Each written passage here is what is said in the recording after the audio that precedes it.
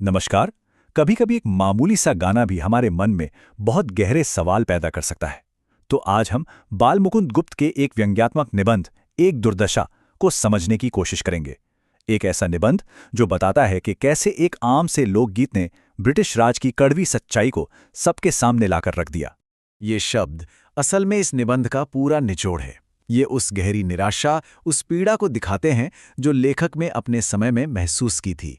सोचकर देखिए, हालात कितनी खराब रहे होंगे कि किसी के लिए मौत ही एक तरह की रहमत लगने लगे। लेकिन कहानी की शुरुआत इतनी गंभीर नहीं थी।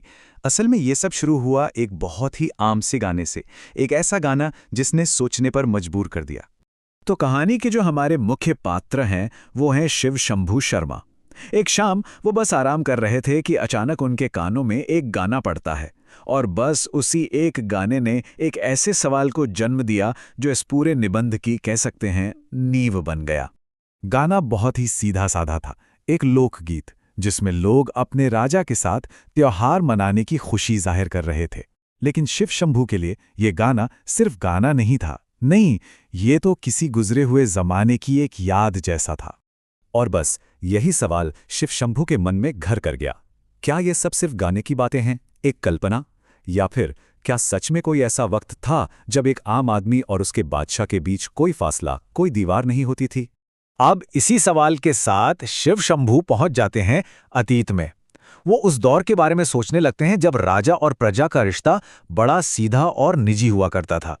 एक ऐसा वक्त जब राजा अपनी प्रजा के लिए हमेशा मौजूद रहता था। और सुनिए, ये कोई हवाई बात नहीं है, कोई कल्पना नहीं है। सच में बादशाह जहांगीर ने अपने महल के बाहर एक न्याय की घंटी लगवाई थी। कोई भी आम इंसान उसे बजाकर सीधे बादशाह से न्याय मांग सकता था। मतलब सोचिए, उस वक्त एक शासक तक अपनी बात पहुंचाना कितना आसान था। उस जमाने में ना, राजा और प्रजा के बीच एक कनेक्शन था, एक अपनापन था। राजा सिर्फ एक शासक नहीं था, वो खुद को अपनी प्रजा का रखवाला समझता था, एक पिता की तरह। तो ये तो थी पुराने वक्त की बात। अब आते हैं उस समय के आज पर। शिव शंभू अब सोचते हैं ब्रिटिश राज की कड़वी सच्चाई के बारे में। एक ऐसा राज जहां शासकों और लोगों के बीच एक बहुत बहुत बड़ी खाई बन चुकी थी।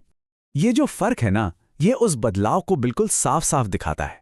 देखिए, एक तरफ था पुराना राजा जो अपनी प्रजा के बीच रहता था, और दूसरी तरफ था ये नया शासक जो एक अनजानी ताकत था।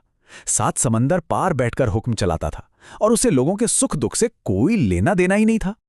और इसी स्थिति को समझाने के लिए ये लाइनें कितनी कमाल की हैं।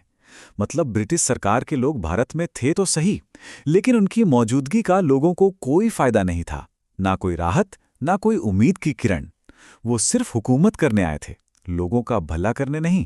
अब शिव शंभू सोचते हैं, चलो राजा तो बहुत दूर है, लेकिन उसका जो नुमाइंदा है वाइसरॉय, वो तो यहीं कलकत्ता में ही है। पर उससे क्या, वो भी आम लोगों की पहुंच से कोसों दूर है। उससे मिलना तो नामुमकिन है। हालत तो ये है कि वो अपने ही घर में काम करने वाले हिंदुस्तानी स्टाफ तक से बात नहीं करता। और अब आता है इस निबंध का वो हिस्सा जो दिल को सबसे ज्यादा छूता है, जहां लेखक एक ही शहर के अंदर बसने वाली 2 बिल्कुल अलग अलग दुनियाओं को आमने सामने रखते हैं। एक दुनिया है वो जिसे वॉइसरॉय और अंग्रेज अफसर देखते हैं और बनाते हैं।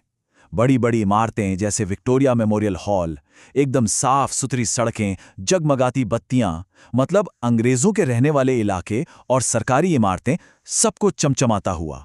उनका पूरा ध्यान बस इसी एक छोटे से स्वर को बनाने में लगा था।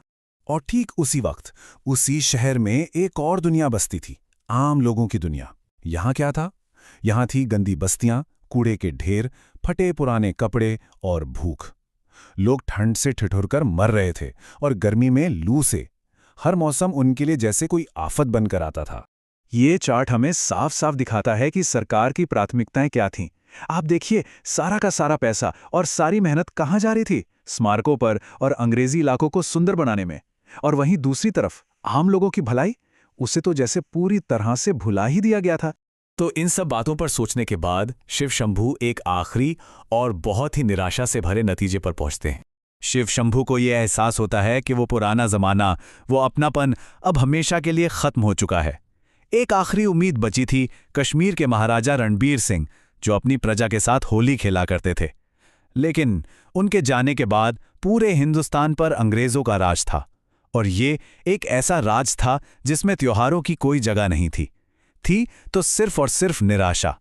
और यही है इस निबंध का शीर्षक और इसका असली मतलब, एक दुर्दशा। ये उस हद की निराशा है जहां जिंदगी एक बीमारी जैसी लगने लगती है और मौत ही उससे छुटकारा पाने का इकलौता जरिया नजर आती है। और आखिर में लेखक हमारे सामने एक बहुत बड़ा सवाल छोड़कर जाते हैं कि अगर कोई सरकार अपने ही लोगों के दुख दर्द से अनजान है तो फिर वो सेवा किसकी कर रही है। और ये सवाल सिर्फ उस जमाने का नहीं है, ये आज भी उतना ही जरूरी है। ये हमें याद दिलाता है कि किसी भी सरकार का असली मकसद क्या होना चाहिए और शासकों की अपनी जनता के प्रति जिम्मेदारी क्या होती है।